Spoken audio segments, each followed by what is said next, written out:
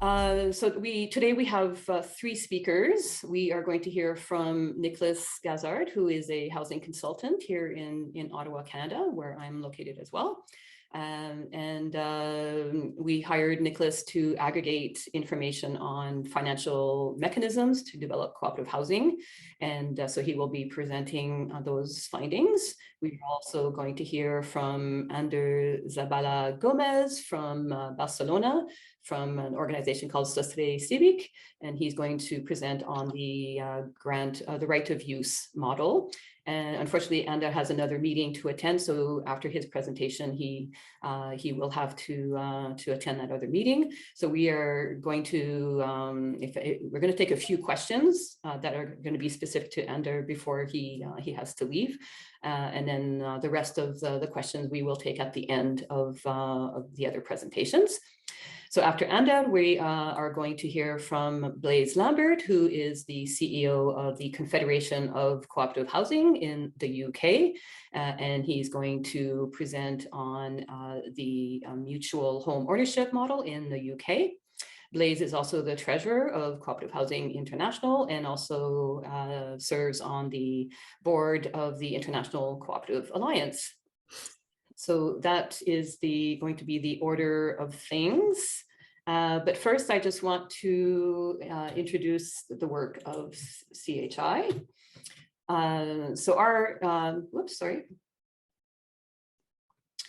our mission is to unite, represent, and lead the cooperative housing and mutual self-help housing sector. We are one of the 8 sectoral organizations of the International Cooperative Alliance, the global apex organization that represents all cooperatives, all sectors. So we represent the housing sector. And we have over 30 members from countries on all continents throughout the world.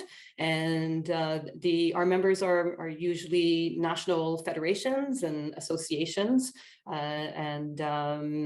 Here's a little, here's a quick overlook of the different members that are part of the global cooperative housing movement. So what we do is we promote the cooperative housing model as a viable housing solution, and we advocate on behalf of our members. We facilitate peer-to-peer exchanges. Sorry, I'm just going to let somebody in. We facilitate peer-to-peer exchanges to share good practices, innovations, resources, successes, data, and studies. And these peer-to-peer exchanges also create networking opportunities that often lead to meaningful partnerships and collaborations. In our communication program, we share best practices, co-op housing news, successes, and developments in our social media channels. For example, we have a podcast where we have conversations with folks that are living and working in housing cooperatives in order to give people an idea of what cooperative housing is all about.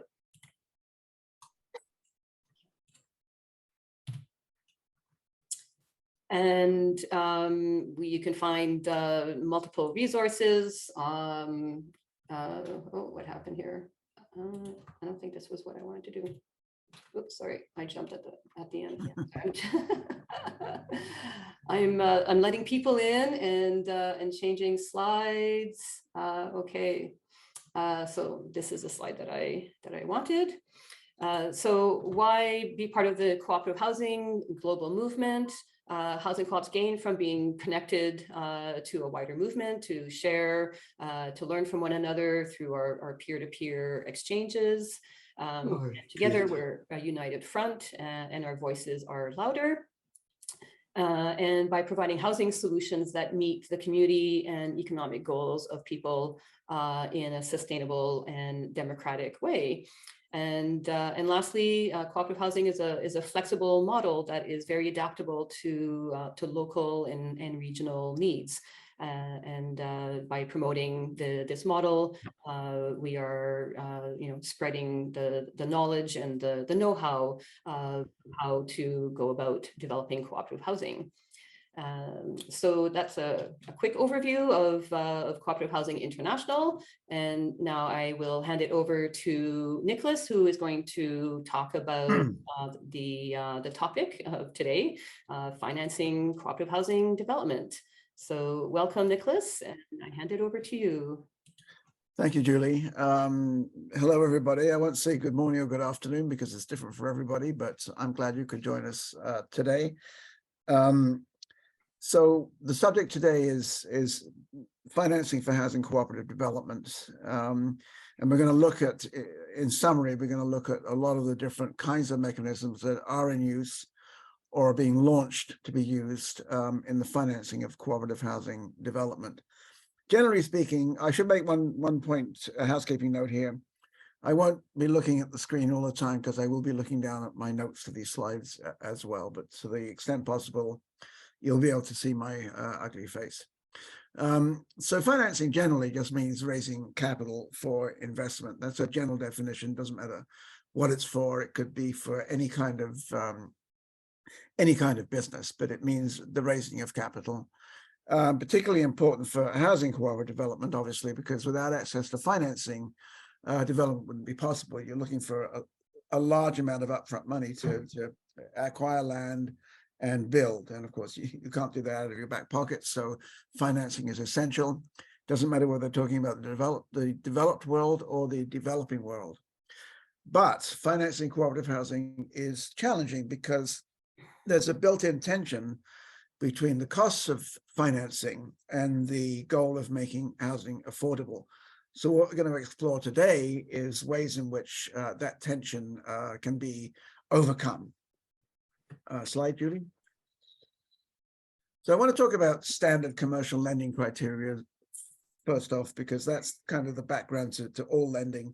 So standard commercial lending means lending by banks, credit unions, building societies, any kind of financial institution that essentially is governed by prevailing banking legislation and central banking in respective countries.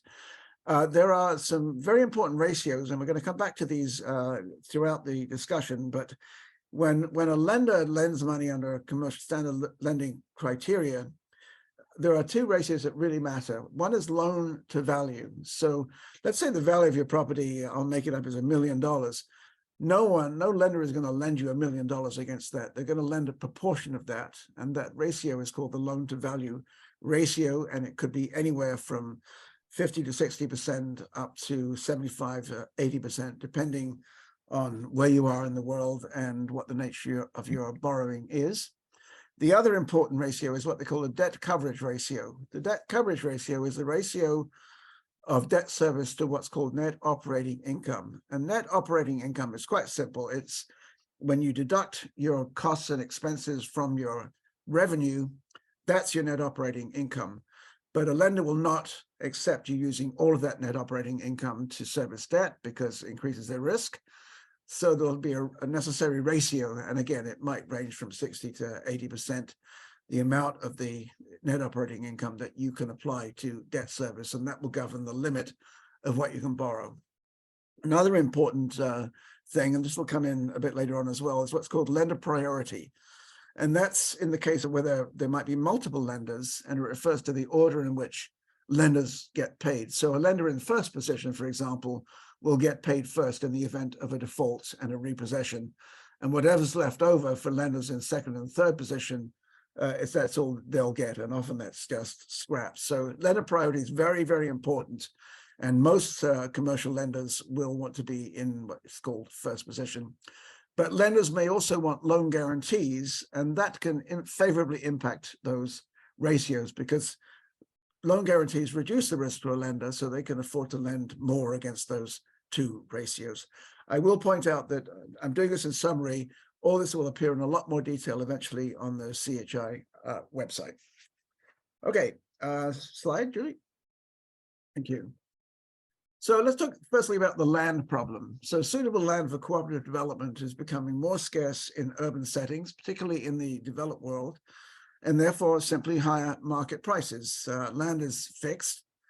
The demand for it is not, and supply and demand dictates that there will be higher market prices, particularly for land in what I would call favorable locations, favorable for access to transportation, to jobs, etc. And the problem for social housing developers, cooperative housing developers included, is that market developers can usually outbid community developers for land because they can sell or rent housing at a full market return. We don't want to be doing that because we want to build in affordability. And also market developers, particularly the larger ones, have access to pools of investment capital that they can put on the table right away, whereas cooperative developers can't necessarily do that. So what you've got is financially unequal players competing for the same assets. And I think this is very important to understand because land is land, okay? It may be good land, it may be bad land, it may be contaminated land, but land is land. And if you've got a deep pocket investor competing against a zero pocket investor, then you have an unequal market. Very different from the example, say cars, where if I've got a lot of money, I can buy an expensive car. If I don't have much, I can still buy a car, but I could buy a cheaper one. It doesn't apply to land. So it's a unique place in the market when it comes to the acquisition of land. Slide. So, wait a minute, I think you skipped one. Have you? Oh, no, I beg your pardon, you haven't. No, sorry, Yuri. No, you were right. The construction challenge is the cost of materials and labor are growing faster than inflation. And again, this applies to all developers. And there are stricter building codes and sustainability standards, so more costly. And while you can build more modestly if you're building basic housing than if you're building luxury housing, materials and building codes apply equally across the board. So again, there's an inequality in the marketplace. Slide. Thank you.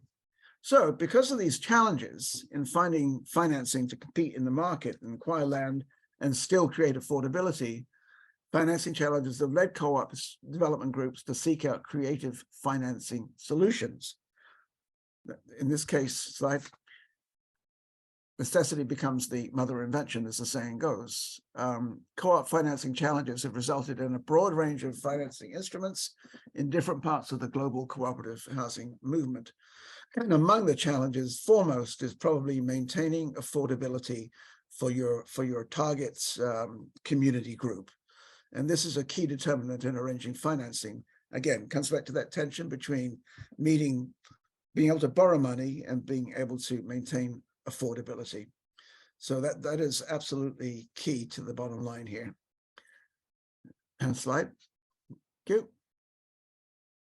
So let's look at conventional financing. We talked about that earlier on with the ratios and what you have to satisfy banking institutions on. But it has been widely used for cooperative development. It's often used together with other less conventional financing to spread the load, as it were, but may require government support through mortgage subsidy or mortgage guarantees, or I should say mortgage insurance. If there's a guarantee or a mortgage insurance in place, then the lender's risk is reduced and they're willing to lend more money against a given asset plan.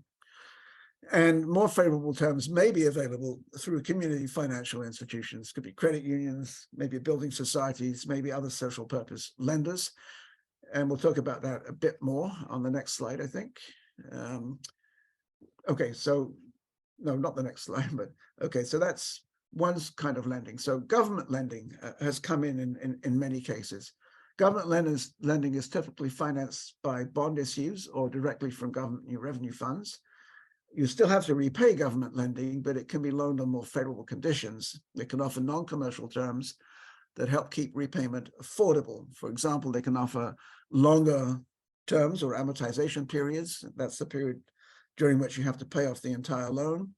And they can offer preferential interest rates because when governments launch bonds, for example, they can issue those at an interest rate that's considerably below what you might go to the bank and borrow money at that rate.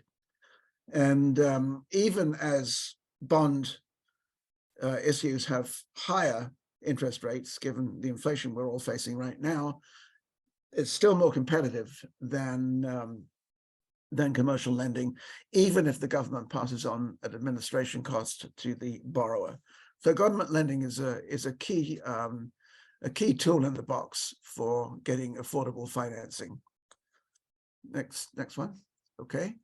Social purpose lending. This is lending institutions, organizations, even in cases individuals, lending without profit taking as an objective. So obviously, if you lend money, you want to get it repaid, but you're not necessarily looking for a profit at the end of the day. You're looking to achieve a social purpose. As long as you get repaid, that's your entire objective. Of course, you still have to consider risk as well. But social purpose lenders might be willing to accept a bit more risk than a commercial lender, because a social purpose lender may understand a bit better the kind of economic model that cooperative housing presents. So they may be willing to take a reduced rate of return, and it can take the form of housing finance corporations, credit union lenders, even peer-to-peer lending. Examples of that are where you have a joint stock co-op that might lend to individual smaller co-ops. Joint stock co-ops raise money in the market. They tend to be sophisticated organizations, and they can lend to startups. Housing finance corporations, two examples. One is here in Canada called the Housing Investment Corporation, which loans long-term money at low interest rates. 40-year bonds are issued. And in the UK, the Housing Finance Corporation. In Canada, the Housing Investment Corporation comes with a partial government guarantee to guarantee the repayment to the investor. I'm not sure about the UK. Blaise, can you comment on that? You're muted. So when the Housing Finance Corporation in the UK was first established in 1987, it did need to benefit from a government guarantee, because obviously it was a new entrance into the marketplace, and to satisfy the attitudes of the investor community, that guarantee was necessary. However, as time has moved on, the Housing Finance Corporation, having issued multiple rounds of bonds, has established its own standing and status within the financial community. So to date, it has levered 7.8 billion sterling, which is just over 8 billion euros, 8 billion US dollar, creating 32,000 homes through that route. But certainly at the outset, in order to establish credibility, the guarantee was necessary. Now the Housing Finance Corporation has its own A credit rating, so it's able to access the markets without the need of that ongoing guarantee. Yeah, I think you raise a very important point at the end there, the credit rating, because in order to issue bonds, which both the Housing Finance Corporation and the Housing Investment Corporation do, you have to get credit rated, and your bond is issued typically through a bond broker. And then I mentioned already the credit union lenders and peer-to-peer lending. Social purpose lending can also involve corporate or community bond issues and share capital issues, and these are usually taken up by organizations that want to support the development of community housing, including cooperative housing. Julie? Patient capital, this is an interesting one that's been emerging in, I'd say, over the last decade. It's a form of social purpose lending, but it's where an investor may defer loan payments, in other words, repayment of the capital, in exchange for a return down the road. And that means you can either defer just the principal of a loan, so only interest has to be repaid, or even part of the interest can be deferred for a period, which requires an eventual catch-up through refinancing. And the example here in Canada is a 10-year deferral by a social purpose investor. It's typically a partial financing instrument. You don't find patient capital lenders that are willing to finance the entirety of a development, particularly as the costs of development become higher and higher. But it does mean that you have to find other financing, but it's easier to meet other debt obligations in the early years because you don't have to repay the debt. You can defer the loan repayment on the patient capital. Then typically you'll refinance after could be 10 years, could be 7 years, at which time a co-op is in a more mature economic position and can afford to take out I guess larger loans and long-term loans, because an investor looks at your performance, a lender looks at your performance, and they see that you're doing well, and they're willing to lend into that more easily than they are willing to lend into a startup. Okay. Then shared equity models. I'm not going to talk about this too much because I think Blaise is going to touch on this when he talks about the UK. But this is where a member holds a partial equity interest. So let's say the property is worth, I'll make it up, $100. Okay, I know that's a ridiculous, but for the sake of simplicity, I'll say it's $100. So the member can't afford to finance the entire thing and become a full equity owner, but maybe they can afford to put in 30% of that. So they'll put in 30%, and the partner, and I'll leave it to Blaise to explain who that partner might be, will then own the other 70%. And it can be a sliding scale where the member can take out more equity as time goes on, or it could be fixed. And the partner can be a level of government or the actual co-op association itself.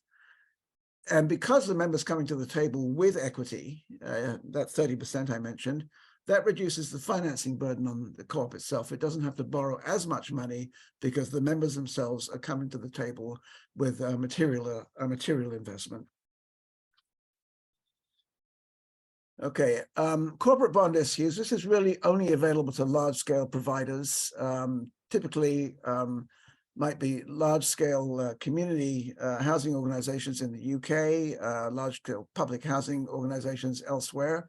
They can go directly to the bond markets because they have the scale and the diversity in their housing. It's easier for them to get a bond rating and have a broker issue bonds, which would not be possible for a one-time startup co-op of, I'll make it up, 100 units or less. It involves, as I said, a bond issuing entity and a credit rating, and it has the benefit of not requiring principal repayment during the term of the bond. Spelling error by me there, because you only pay interest on a bond. You don't have to repay the bond itself until the bond matures. And even then, it may be possible to issue a fresh bond to repay that one, or you may not need to. But during the period of the bond, and the bond could be as short as 5 years, as long as 40 years, all you have to do is pay the rate of interest that the bond comes with. Next one. Then there's community bonds, which are social finance instruments. These are bonds that are issued into the community, taken up typically by people who support the goals of the borrower. They can be issued by charities, nonprofits, and cooperatives to finance socially impactful projects. It's beginning to find more and more use in community housing development, but typically they've not been used by housing in the past, but it's an emerging field. And I think we're going to find that community bonds are going to be, I think, of greater interest as time goes on, particularly in the developing world. And they're issued on behalf of borrowers by a social purpose intermediary, typically, to investors seeking a social impact purpose investment opportunity. So this might be a case where investors are willing to take a lower rate of return because they're investing in what they consider to be a socially meaningful enterprise. I guess you could say almost it's a form of, not really charity is not the right word, but it's an example of people foregoing what would be a full market rate of return in order to support a social purpose that they believe in. And then there's microfinancing. Microfinancing is typical in the developing world. A good example is Kenya, where you see small short-term housing loans in the developing world. Those loans are typically for 5 to 7 years. They enable a borrower to begin the development of a simple home within a cooperative community. They support the development of homes typically in stages. So you might borrow to build one room plus, a bathroom facility. And then you might borrow again to then add to that home. And it can use a revolving loan fund model. And that's what has been going on in Kenya. Once the initial short-term loan is repaid, then that can be loaned out again. Not as useful in the developed world, but where you need a simple start with people who don't have much capacity, then this short-term microfinancing is very useful. And actually, the rate of default is almost zero, which is quite amazing. And finally, blended financing. So blended financing involves the use of multiple financing sources. We sort of referred to this a bit earlier on when we saw that conventional lending might be coupled with other forms of non-market lending.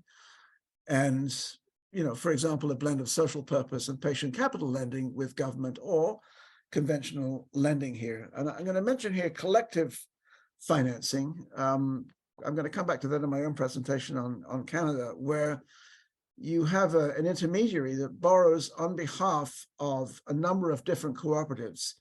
And you'll find when I do my presentation that the land trust model, of which I won't say much more now, I just want to keep you on your toes, is an extremely useful intermediary and is able to borrow in a way that the individual projects could not do because they present a much greater risk profile. Then there are what you call indirect tools. So these are not actual financing tools, but they're indirect tools that reduce financing pressure. And they can come from government in the form of capital grants or operating or debt subsidy. Those capital grants obviously reduce the need to borrow, and so makes borrowing more affordable. And subsidies from government can assist with, excuse me, debt repayment, again, reducing the burden on the borrower and helping keep the project more affordable to its members.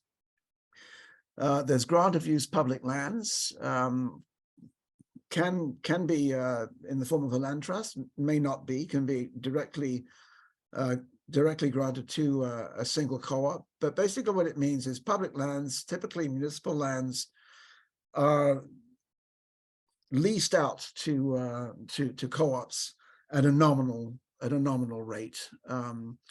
So essentially, it's a municipality saying, look, we know we need affordable housing in our community. We're going to assist because we own land, and instead of leasing it out at market rates, we're going to lease it out at nominal rates, which again takes the land acquisition out of the financing formula and makes the project more affordable to the eventual members. And then there's mixing ownership with commercial development and with rentals. So you can have ownership where you have full equity ownership. You can have rental within that. The full equity ownership helps pay for the helps create the affordability in the rental, because the equity part is market. And it can be combined also with commercial development, whereby you may be on your ground floor, you might have non-residential development in the form of retail, banking, institutions, stuff like that. I will say, though, that commercial development is more difficult to manage, requires a more sophisticated management support, because managing commercial leasing premises is quite complicated. So it's not for the faint of heart, put it that way, but it has succeeded. Each one of these indirect supports reduces net operating costs and therefore supports affordability. And I think we've talked about that already. Multi-financing tools. Yeah, member equity contributions, share purchase. This takes place, an example, in Sweden. Voluntary contributions and loans from members. And then sweat equity, which is construction equity. The model I talked about in Kenya is based on sweat equity. Sweat equity, however, in sophisticated construction in the developed world is much more risky, because construction is complicated. Construction in the developed world comes with so many caveats and building codes that it's very difficult for the non-experts to contribute sweat construction equity, but it does still happen. And I believe that's it. So if you have questions on this, please save them till the end. I know that Anna has to get through his because he has another meeting to go to. So I will hand it back to Julie. Thank you. Thanks, Nicholas, for that, that thorough overview. And so now, the last few slides were a good segue to our presenter from Catalonia, Andres Zabala Gomez from Société Civique. So he is going to talk in more detail about the right of use model. And there's also some shared equity in there as well. There's a little bit of everything. So Ander, over to you. And I believe you are going to share your presentation. So I'm going to stop sharing and I'll let you share.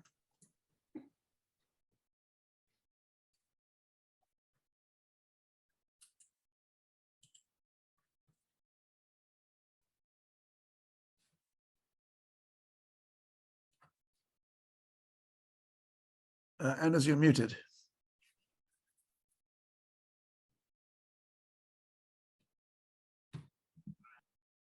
So first of all, thank you for being here. I'm Ander Zabala. I'm a member of the technical team of Société Civique, and will briefly introduce what mechanisms do we use here in Catalonia in an incipient phase of the housing cooperativism, which has just a decade of history. Société Civique, briefly to explain what this is, a cooperative by project. We develop currently more than 14 projects, and 8 of them are already co-living. And the main feature is that the cooperative keeps the ownership of the building once it's finished, so it's not dissolved, and yeah, it's not just a developer.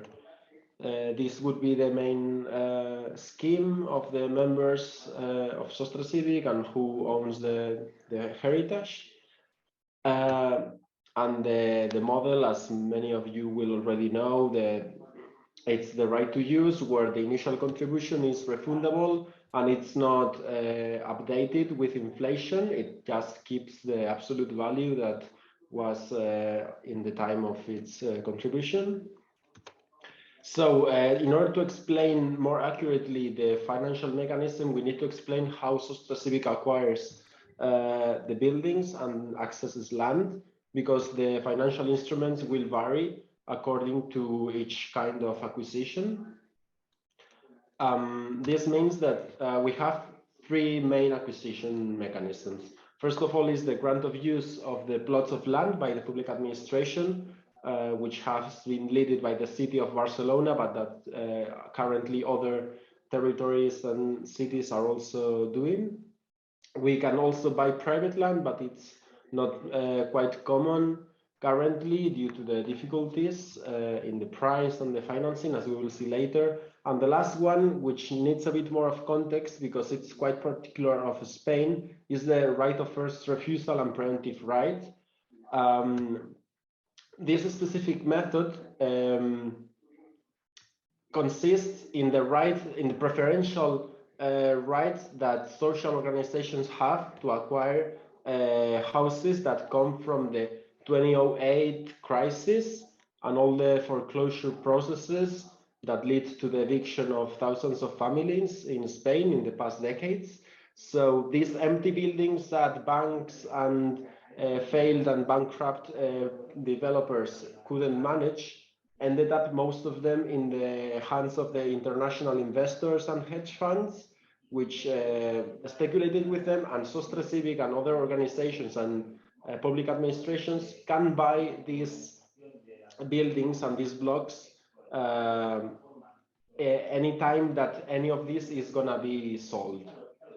So when we access to these buildings this way, because these sales and buy-ins must be notified to the public administration, we get finance from the Catalan Finance Institute, which would be the equivalent to the Catalan Bank, Catalan Public Bank.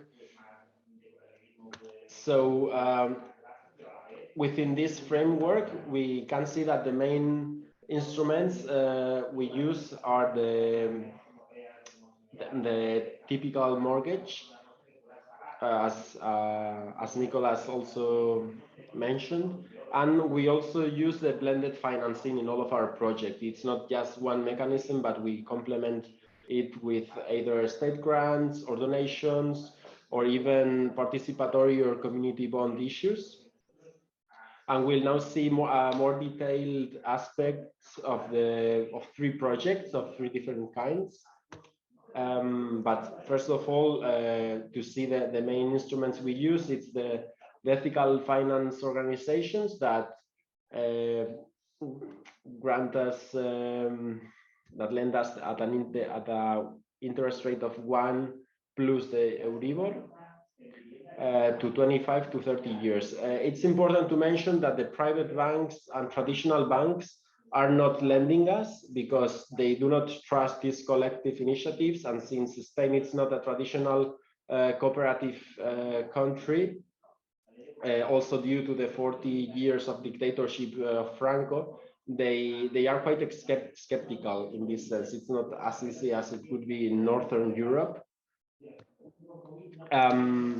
Then we have the participatory bonds that only cover a small share of the total financial needs, and we are paying them currently between 2.25 to 2.5 percentage of interest, and those can be acquired from 1 to 6 years, and with an automatic renewal of the contract of the participatory bond.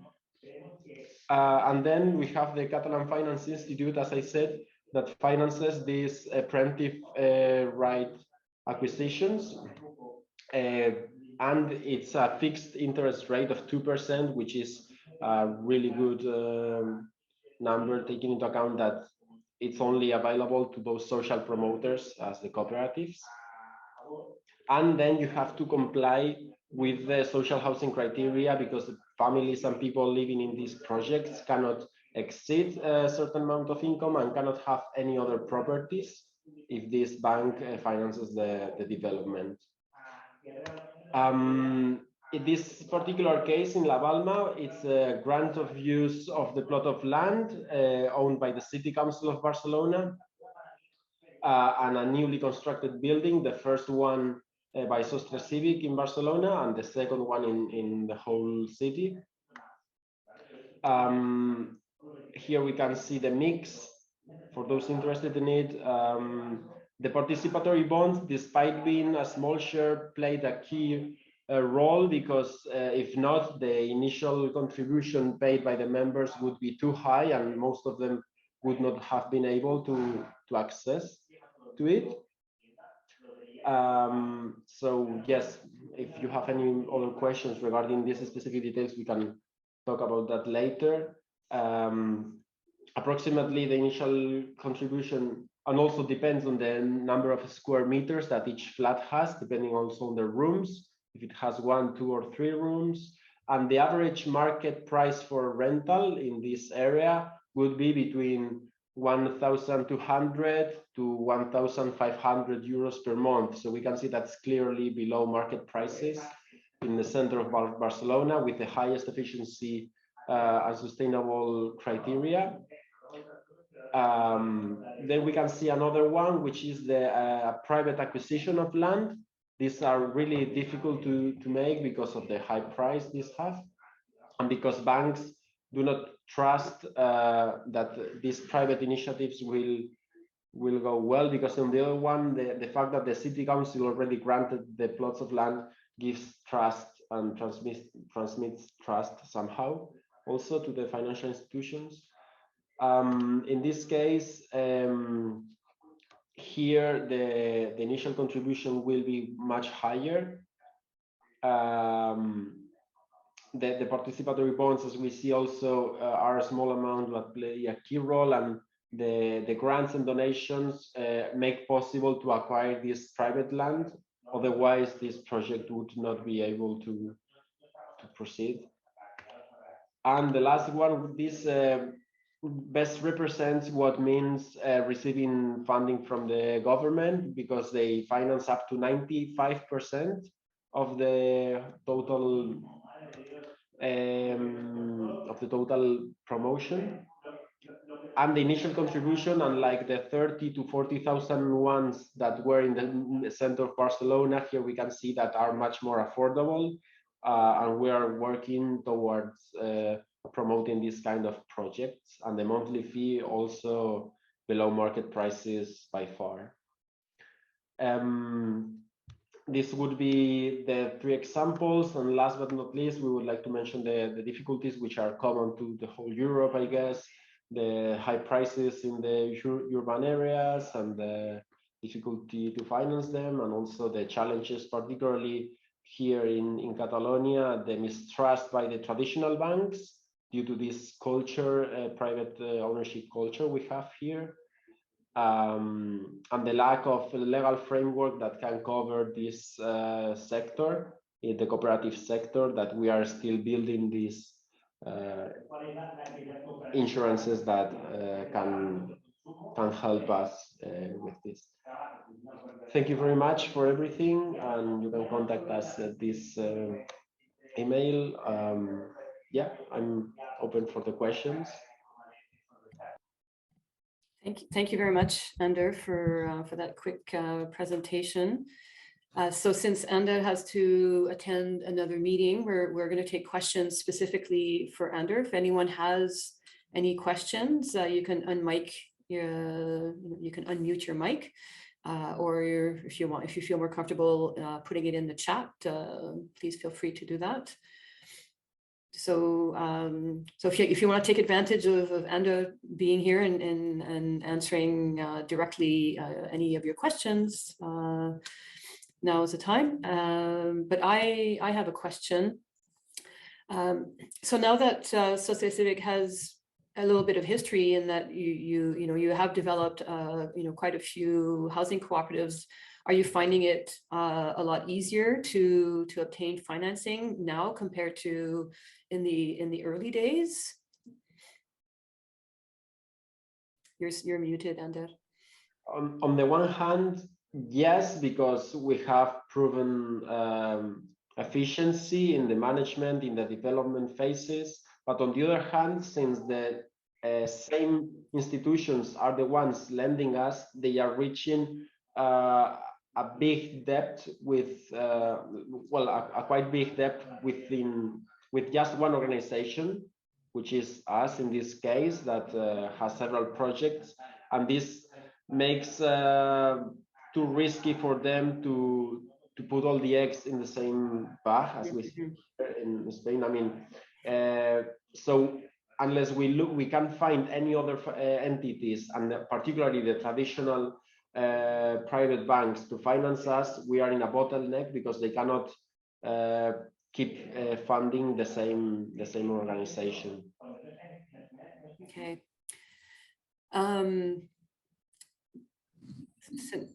Since there's no questions,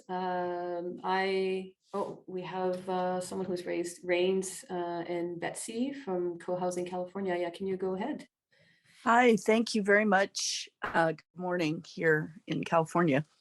My question was, how long did it take I'm sorry, I don't have the name. Société Civique.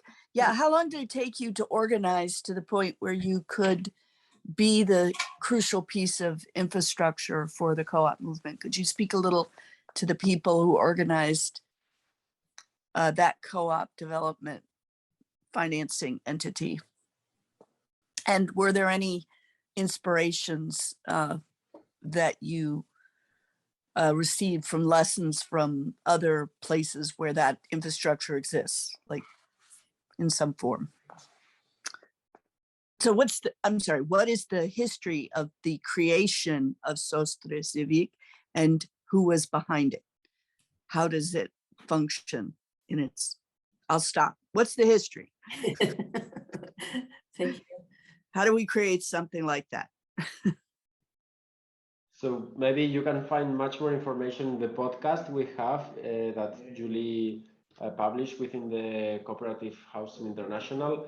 But briefly, I'd say that it began as an association in 2004, and it took 10 years till the first project was developed. So this means that these 10 years are making political advocacy, cultural shift, knowledge sharing.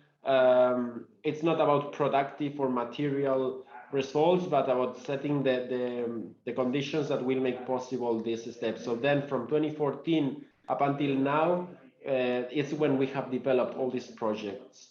And on the second hand, you need a quite well-organized ecosystem of solidarity economy companies, particularly of ethical finance institutions that are the ones that will enable these projects. Without ethical finances, non-traditional bank will ever be the first one to finance a pilot project and then assume this huge risk. Once these pilot projects are ongoing, they might get in, but these are the principal conditions, I'd say.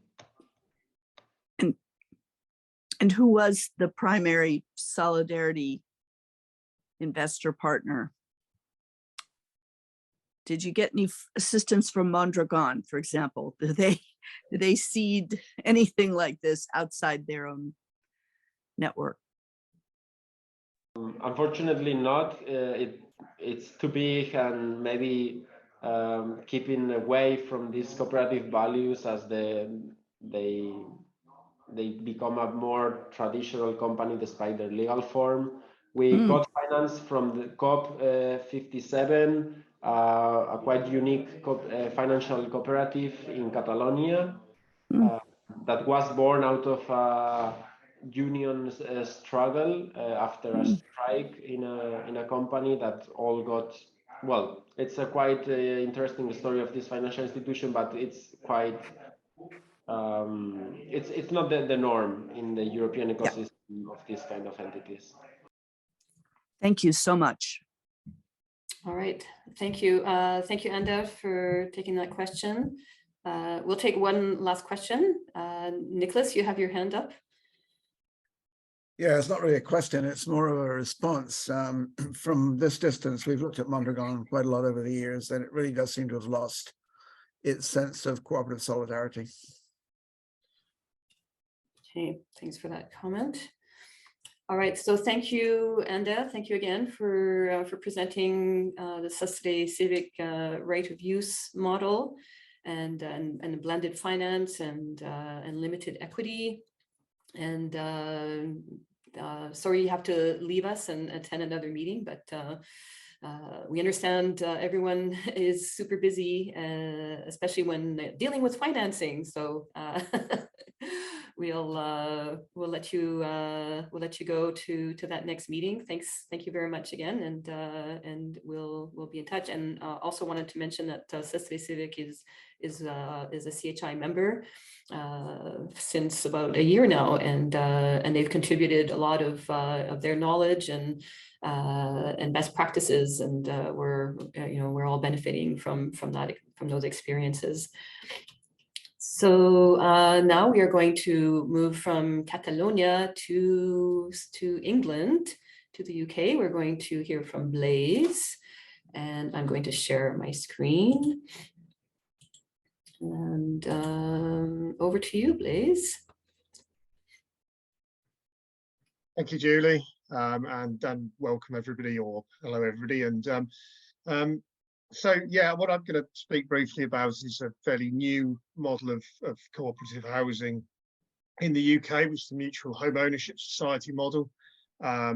This essentially is a cooperative version of the mainstream model of shared ownership in the UK. The way that shared ownership, as offered by many of our larger housing associations in the UK, works is it's an opportunity for somebody to build equity whilst they're residing in a property. However, in the typical shared ownership model, once they leave and sell their equity, their equity essentially is sold at market prices. So whilst it's a great affordable housing product for the first person in, the property immediately ceases to be affordable housing once that initial on sale takes place. So the concept developed by CDS Cooperatives, our largest secondary cooperative partner in the UK, and the New Economics Foundation in 2008 initially, looked at how can we create a model that allows people to staircase equity, but locks in some of the uplift of value in the cooperative.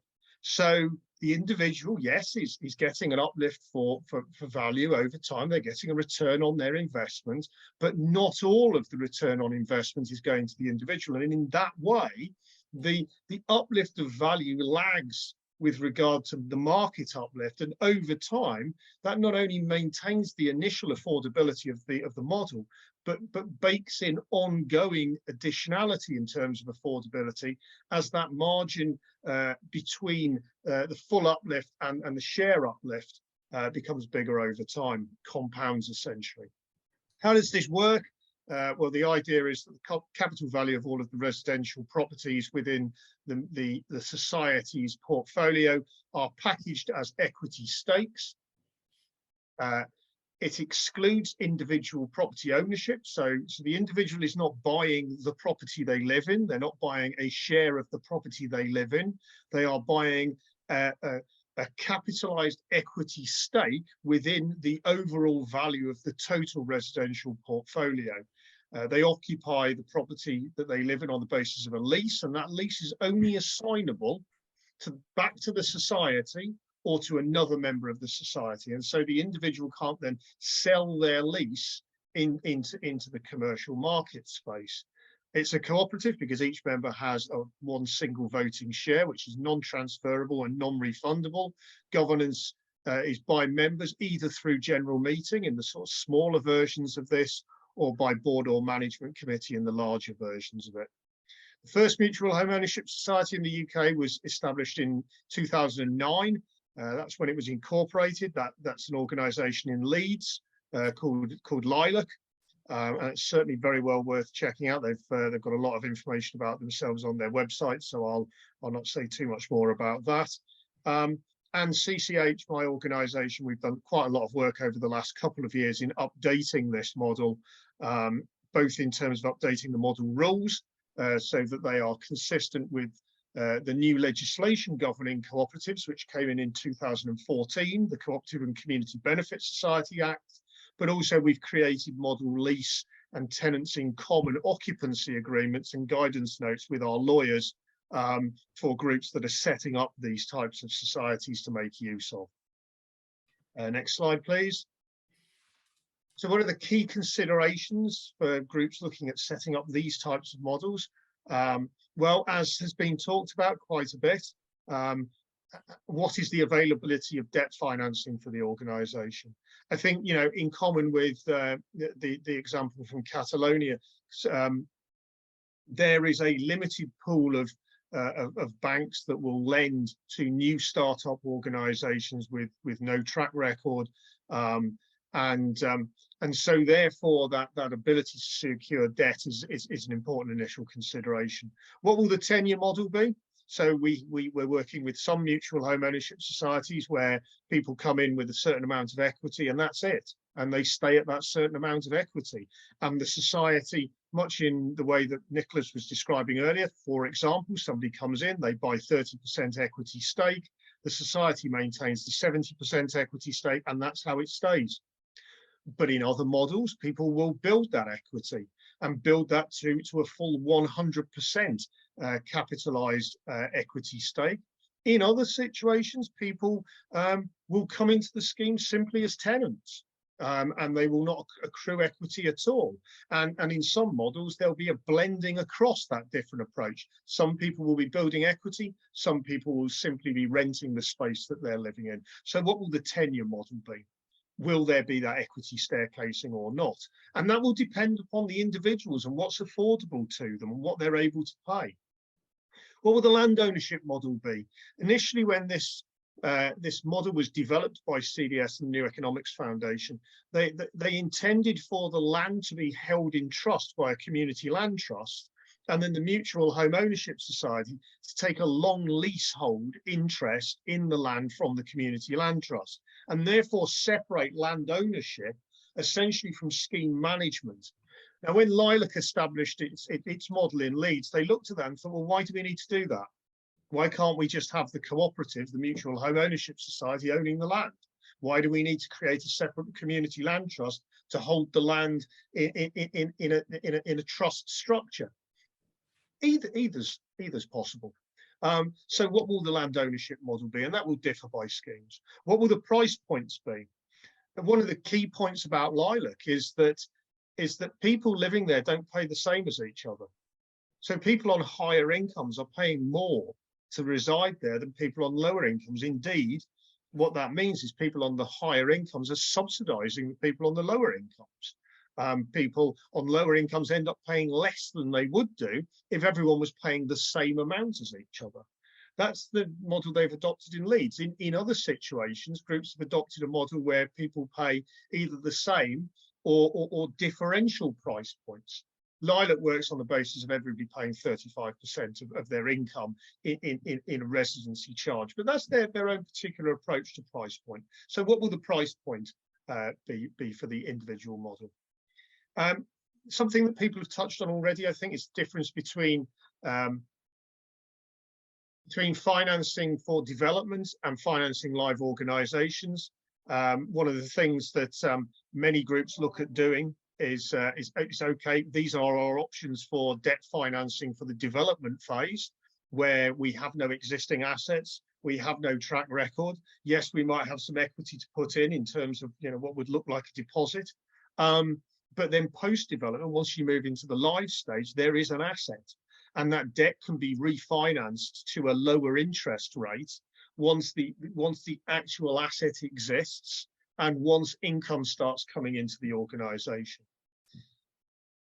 And what will be the cost of finance that's available to the individual and corporately? One of the things that I think is worth pointing out in the UK, there isn't a very developed marketplace yet for individual mortgages for people for this type of product. Now, over time, the profile of this product is developing, and as that happens more and more, the mainstream lending community will start to create the products, but they won't create them until they see enough of a groundswell to see the opportunity for themselves in that. So at the moment, the availability of individual mortgages for people looking to equity staircase in this way is pretty limited. Next slide, please. So some key issues to finish off with. So is there going to be an initial equity input? So are people bringing some money to the table or not? And will the model be all debt and or debt and grant driven? It's one of the first questions that I ask groups when they contact us about this type of approach is, have you got any money that you're putting in yourselves? And that makes for a different conversation. And it makes for a different mix of how the scheme will be financed and how viable it will be, whether the answer is yes or no to that. How will differentials in initial equity input be managed? So if one person is coming in with £50,000 worth of, or €50,000 worth of equity at the start, and somebody else is coming in with 0 or 20,000 or 5,000, how will those differentials be managed?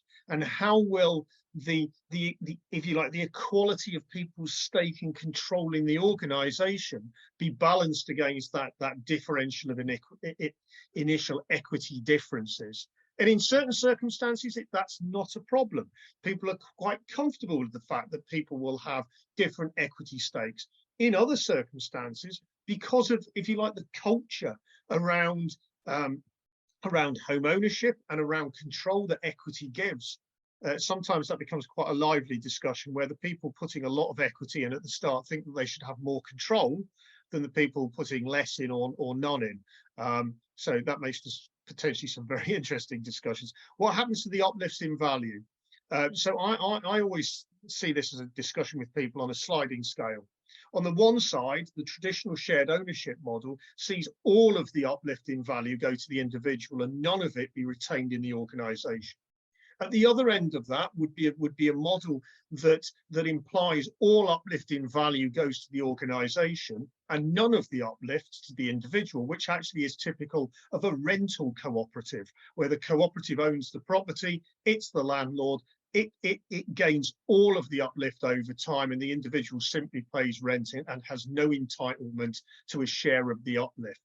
But in the mutual home ownership society, it's a slider between the two.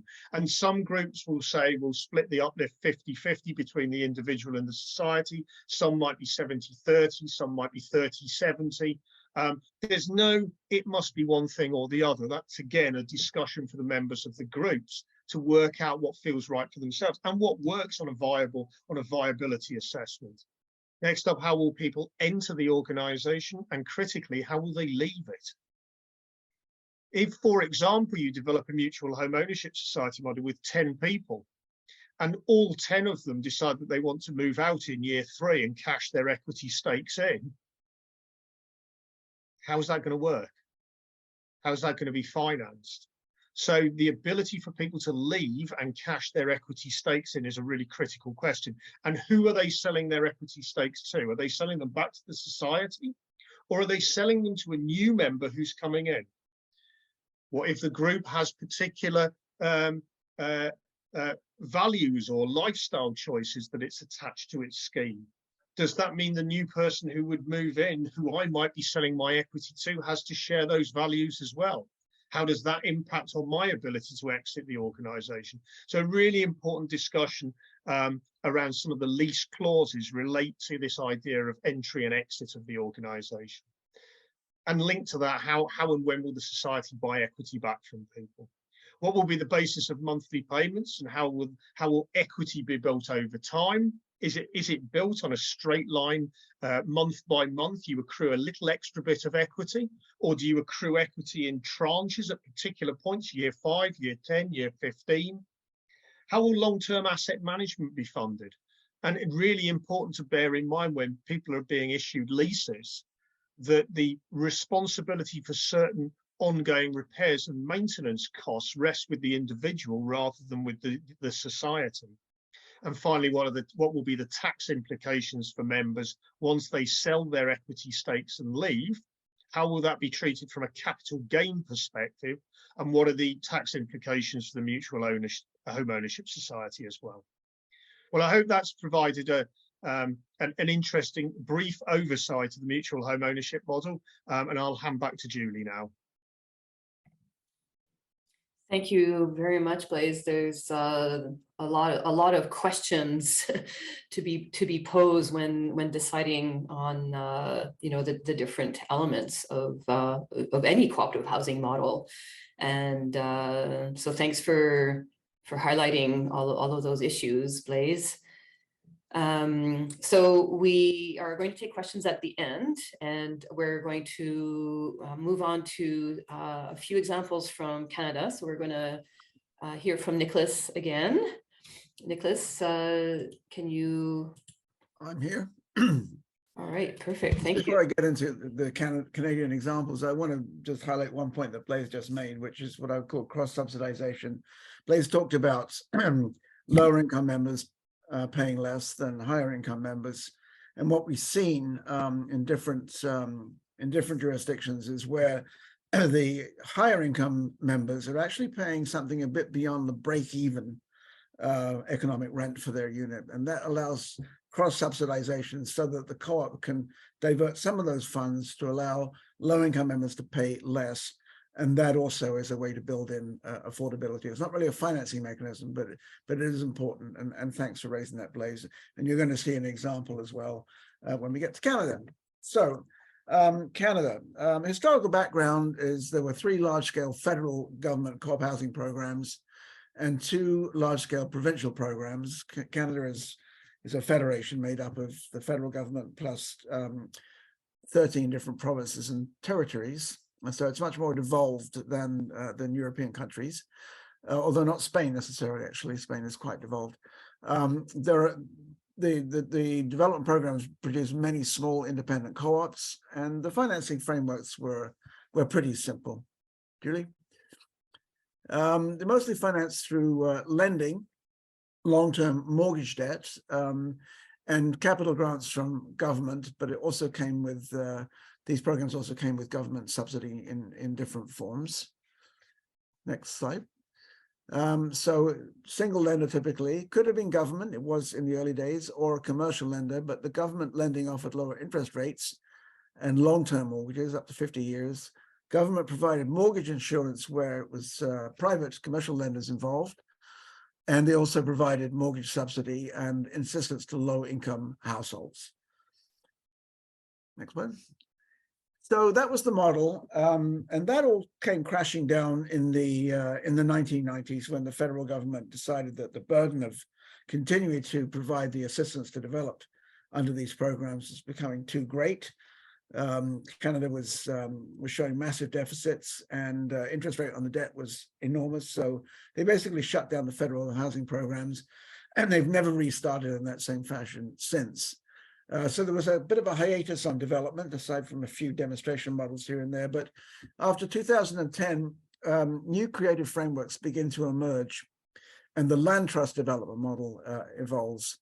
And I'm going to use as a best practice example the Vancouver Community Housing Land Trust in Vancouver, British Columbia, which is now a part of the broader BC-wide land trust model.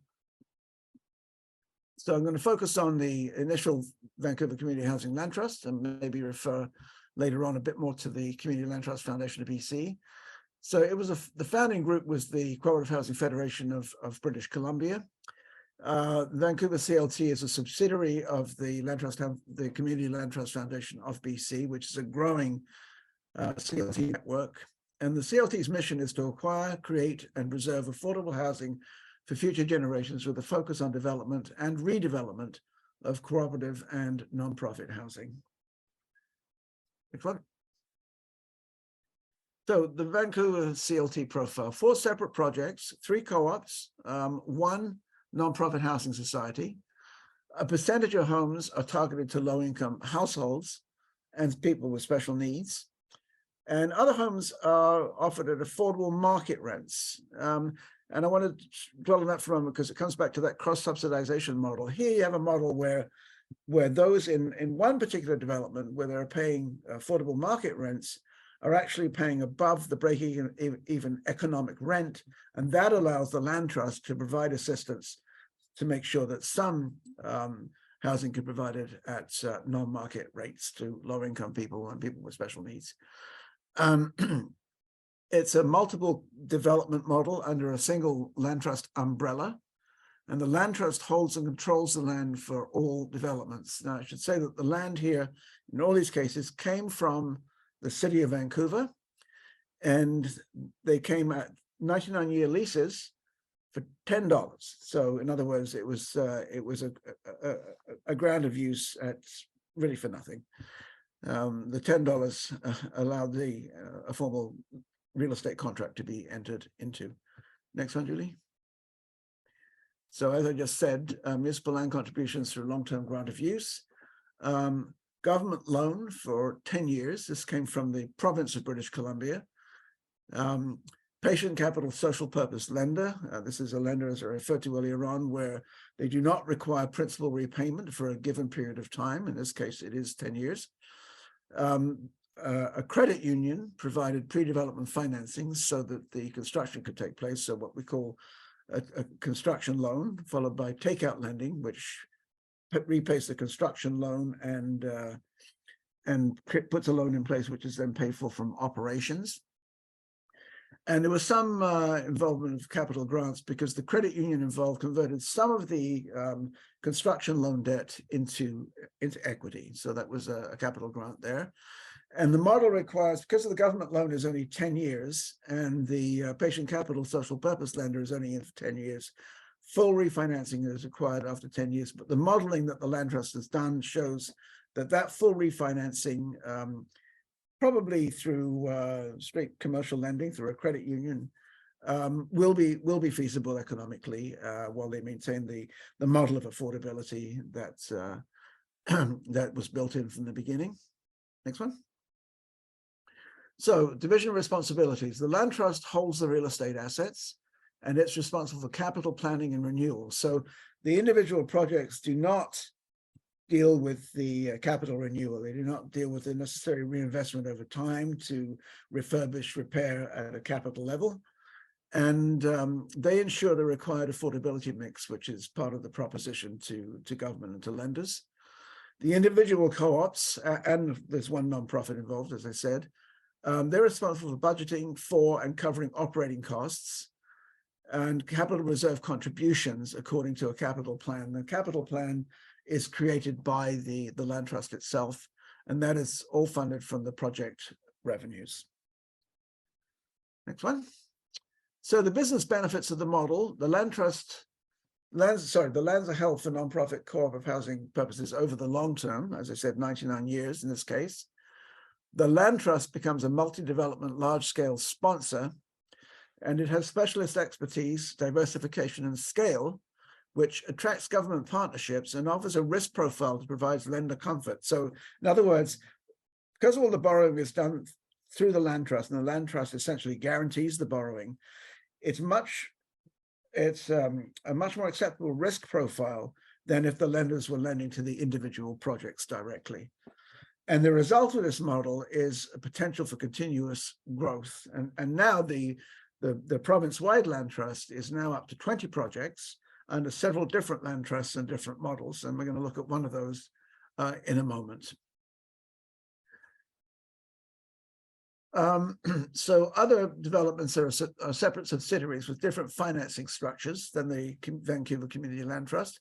And one example I'm going to give you is what's called 95 East First Avenue, Vancouver. This is a neighborhood that is becoming gentrified. It used to be a really down and out neighborhood in Vancouver, but it's becoming gentrified, which of course means that the value of the land has gone up and up. And so I'm going to just give you one example of how that's been brought into the land trust, separately from the Vancouver Community Land Trust. So this is what the development looks like. Next one, Julie.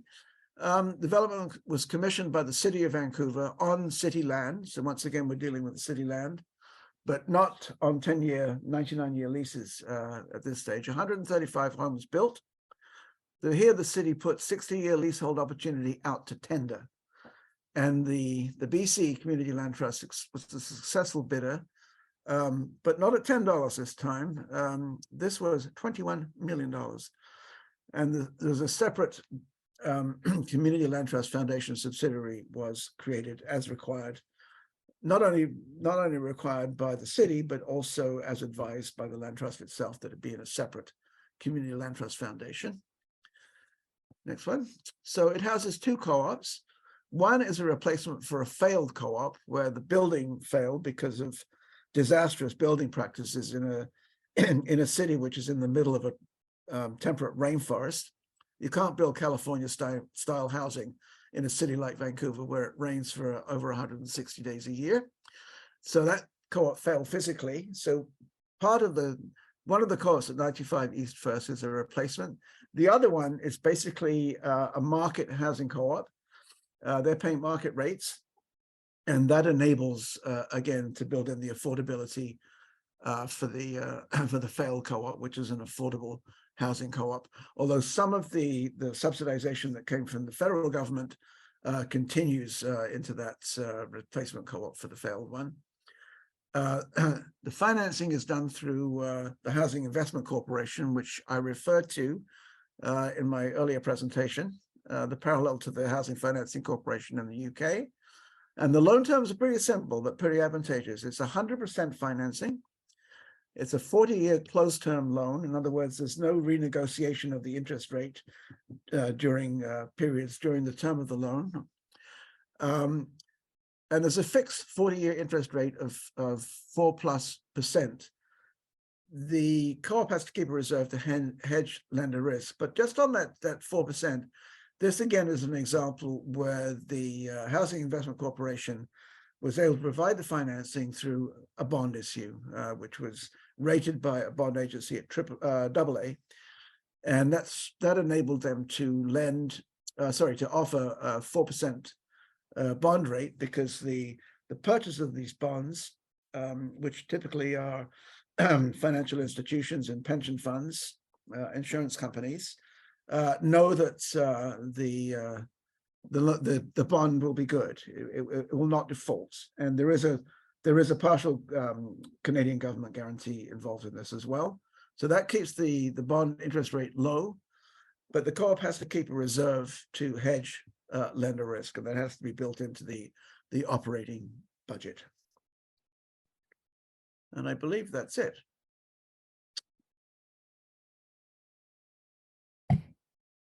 Thank you, Nicholas. There's a whole bunch of links in the chat with links to various websites of some of the co-ops that we've been talking about. So we have reached the question period. Can I just make one point? I noticed you've put up the Aaron Webster link. Aaron Webster was the name of that co-op that got replaced at 95 East First. Okay, all right. I think is that both the nonprofit and the market rent? No, just the nonprofit. That, yeah, but I think the two of them are part of what they call the rail yards. That's right. Yeah, yes. element, yeah. Sorry. Yeah. Yeah, so that's I added that link there. So let's open the floor to questions for Blaise and for Nicholas. They're both very knowledgeable about financing. This is a good opportunity to ask some questions. But while we wait for a few questions, I had a question for Nicholas and for Blaise as well. On earlier on, Nicholas, you mentioned the housing investment fund that exists here in Canada. How does, and there's a similar one in the UK, like how do these funds get launched? Like how does one go about talking policy makers and officials into creating such a fund? Good question. In this case, it was developed based on the Housing Finance Corporation model in the UK. I was actually involved in the research to set this up. So we visited the Housing Finance Corporation a number of times, and as the benefits of the model emerged, but also as Blaise referred to earlier on, as the sort of success of the model emerged, we realized that there might be possibility to do this in Canada. The people who would put it together, or at least put the proposal together, are very knowledgeable in financing. The lead on this had refinanced the largest public housing project in Canada, which is the Toronto Community Housing Corporation. So he had a lot of experience in this, and they had floated a bond there, put together the model, talked to the federal government. Federal government was willing to offer a partial guarantee. Without that, probably it would not have got off the ground. I think the guarantee is up to, I believe it's up to 300 million, but I'd have to check that. But that's only partial, because eventually the lending will be in the billions, I would think. But so the government takes the first loss if there is a default. With that government guarantee in place, the proponents approached a bond rating agency, because the only way that this could be done was by issuing bonds, or a bond. And the bond rating agency, of course, kicked the tires, looked at the viability, looked at the kinds of loans that the investment corporation intended to make, and was willing to offer a AA rating, which is a very, very high bond rating indeed, just below the AAA rating that government bonds get.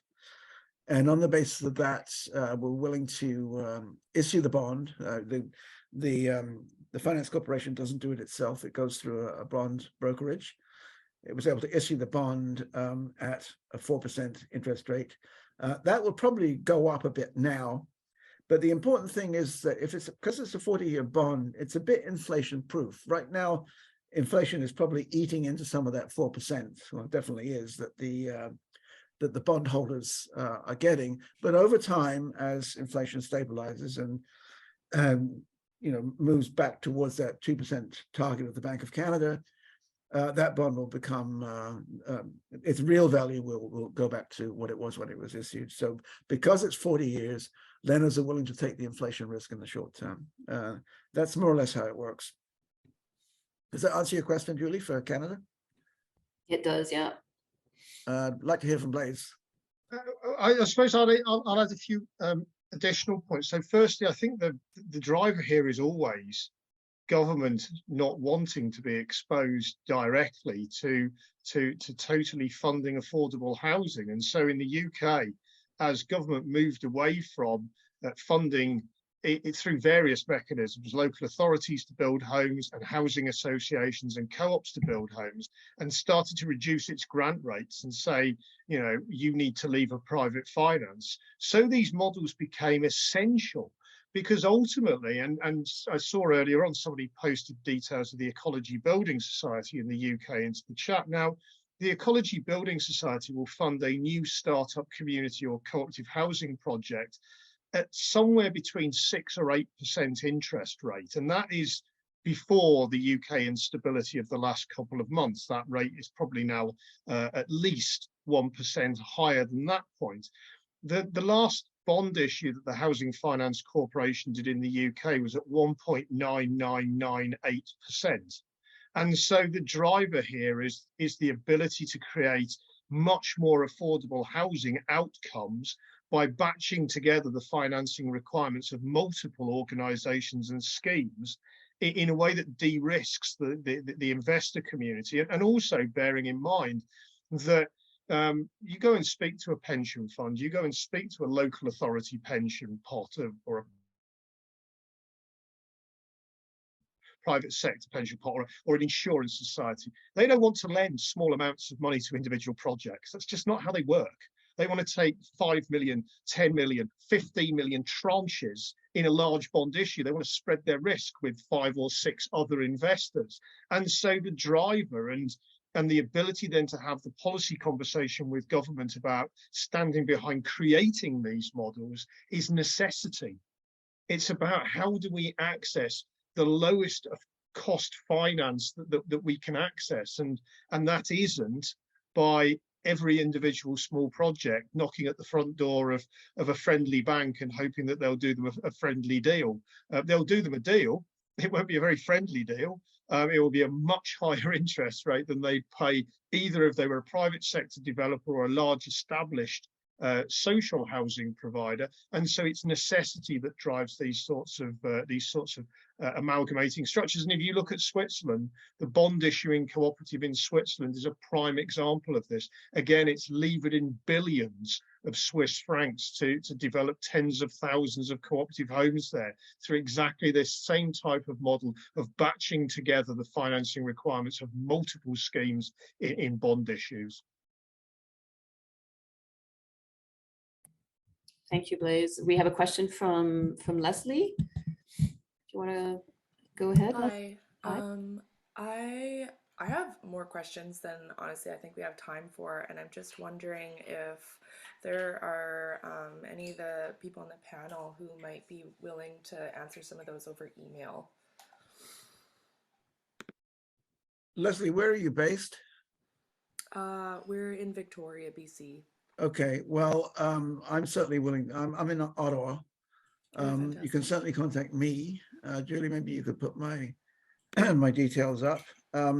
The other place, though, in Victoria, you're very close to the Cooperative Housing Federation of BC, and that's also another resource. And their website, their community housing land trust website, is quite informative. But if you want to contact me directly, if I can't answer your questions, I can direct you to where they could be answered. But you know, Canada's my backyard, so I might be able to help you. Fabulous. Thank you very much. Thank you, Leslie. And David from Co-Housing Scotland, go ahead, please. Hello, friends. It's been great to get a picture of international approaches to the benefits and ways of financing cooperative housing.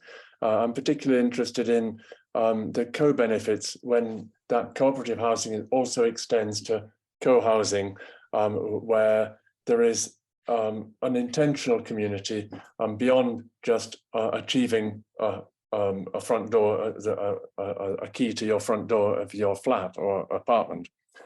And are there any particular experiences that either side of the pond that you have to share, or and unfortunately we've lost the Catalan example, but colleague, but that you could share with us now with respect to co-housing, where typically maybe smaller units are built with a few shared guest rooms and a common house sort of facility, or some common facilities. Thank you. Blaise? Well, I'll say quickly, I mean, there are a couple of co-housing schemes that have got up and running south of the border from yourselves in England. I think, you know, one of the more high profile ones is the Older Woman's Co-housing Scheme in Barnet in North London. Good example in Cambridgeshire, I think the K1 co-housing project.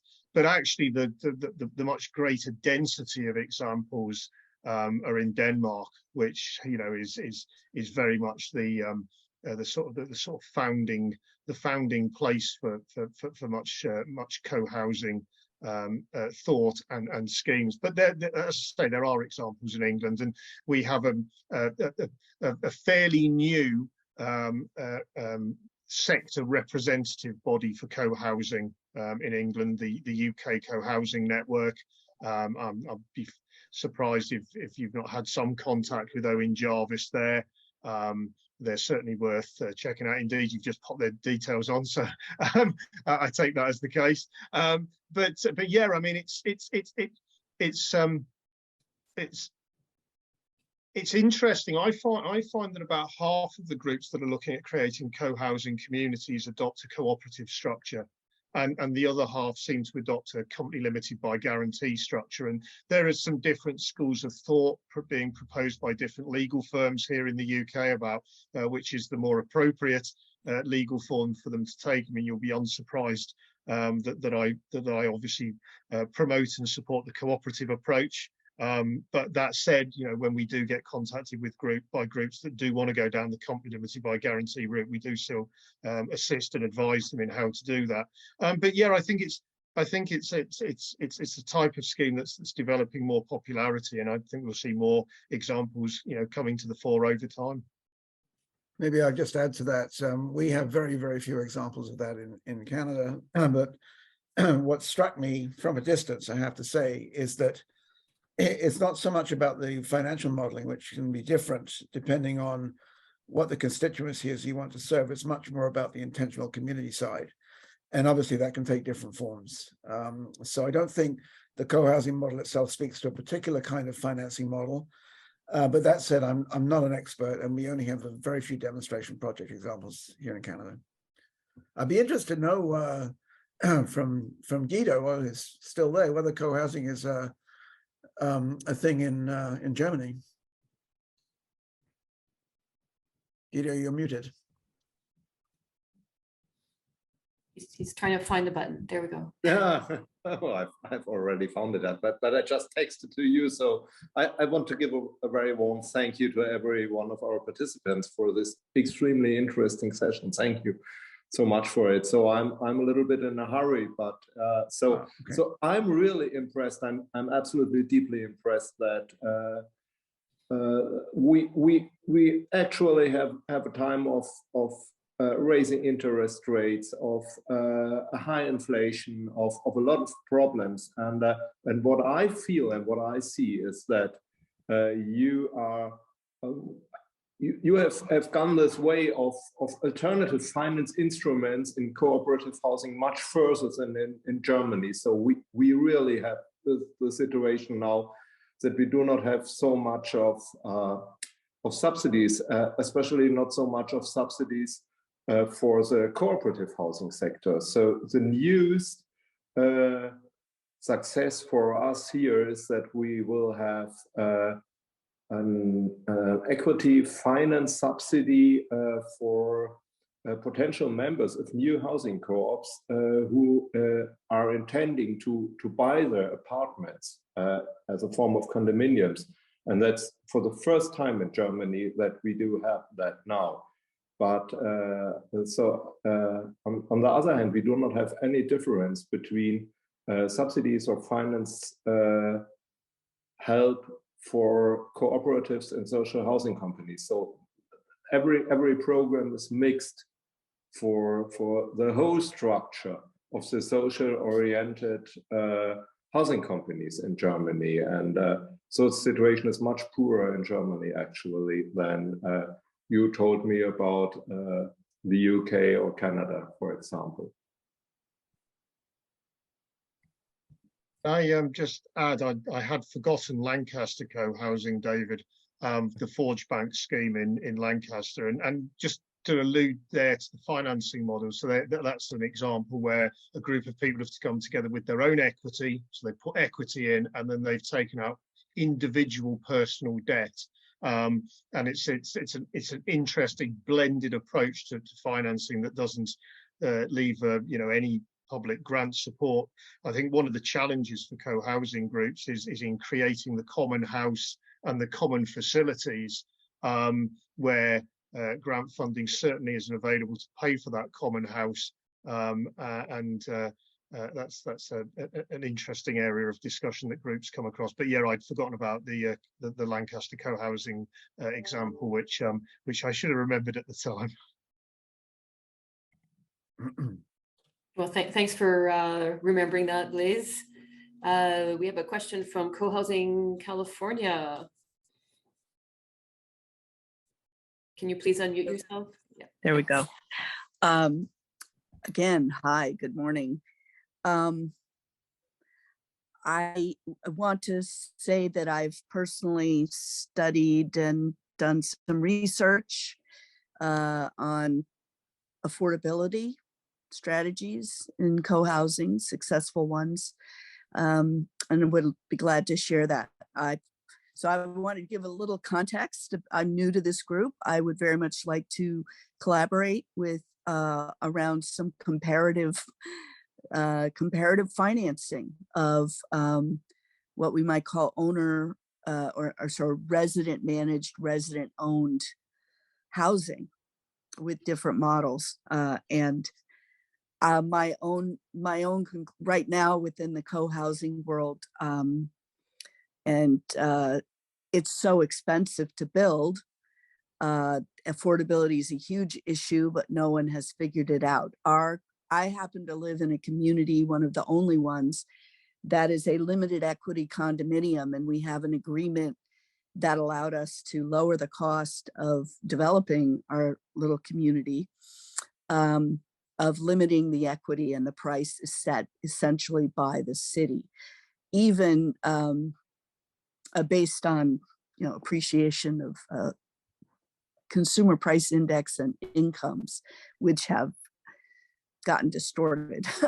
That said, I also have lived in a limited equity cooperative, which is about 4 blocks away from where I live now. So I have both personal experience and this research orientation. The question, and so I'd be glad to share from the US context. My question is a little simplistic, but is it possible that new cooperatives and communities in the US, and I'm running out of battery juice, could borrow? Would Canadian financial,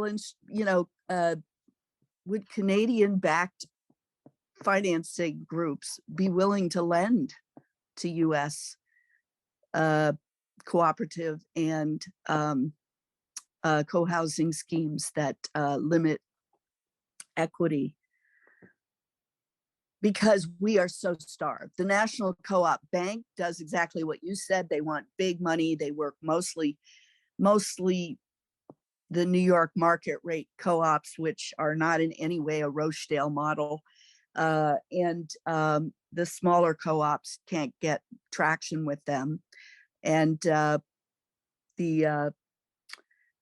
are some small equity trust and other funds that used to support co-ops and co-housing a little bit. But the last project that I was personally involved coaching here in California went to 50 lenders before they could get the go ahead to actually build.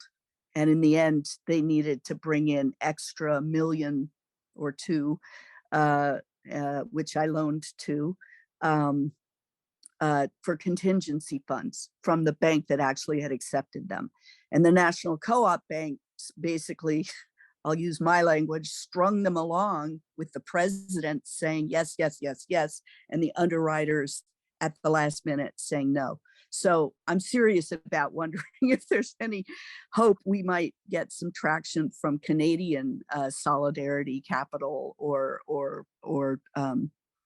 funds that are explicitly lending to owner managed, resident managed communities. Thanks. Okay, I guess that's for me to answer. Yeah, I think so. I can't speak for the lending community, whether conventional or not, but I would say that it's unlikely simply because the big issue is security on a loan, being cross-border, and whether in the event of a default, a Canadian lender would have be able to take back a project in the States. But as I said, I can't speak for the lending community, but I'll point this out. We have the Housing Investment Corporation here. California has the same population as Canada, okay? So you're as big as we are. And if I was you, I would be looking into see whether the UK Finance Corporation model or our model could be replicated in a progressive state, I might say, like California. And I think it's possible. There is political mobilizing for new funds that would prioritize cooperatives or other non-market, but there's that's a political challenge, so not a financial challenge, actually. The money is there. You have a bit of a dog in the manger problem. Yeah. I mean, you've got lenders who don't want to lend. That's but right. They don't want other people to lend either. Yeah. Thanks, but so we'll keep working on our track. But if anyone has an international cooperative housing financing proposal, I would love to encourage that. Thanks. But the other point I would make is it's Betsy, is it? Is it Betsy? Yeah, Betsy Morris. Betsy.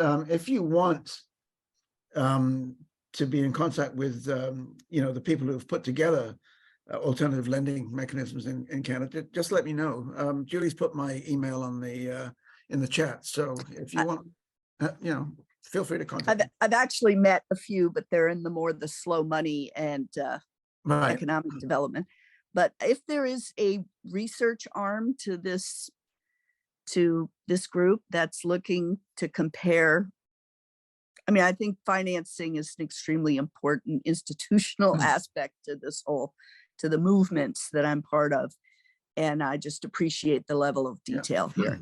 Thanks. I would recommend that you go to the website of New Market Funds. The principal at New Market Funds is the same guy who put together the Housing Investment Corporation bond issue.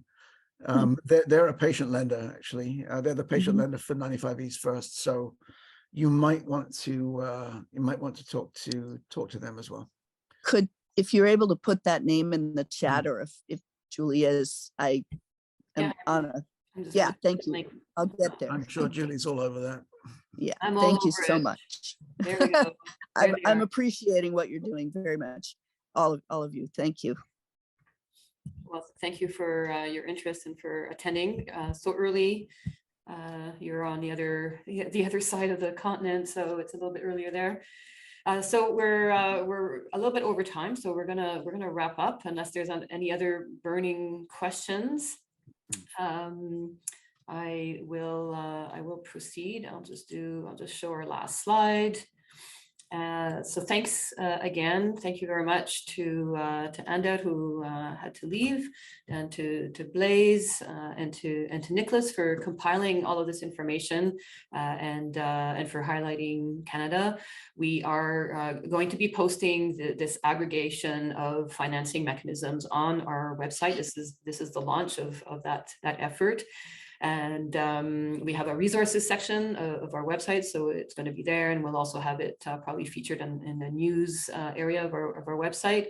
And as Ander mentioned earlier, we did a podcast with him that you can find wherever you listen to your podcasts, and it's also available. You can find the link on our website. So we had a conversation with him where he talked in more detail about Société Civique and its history and how it got started.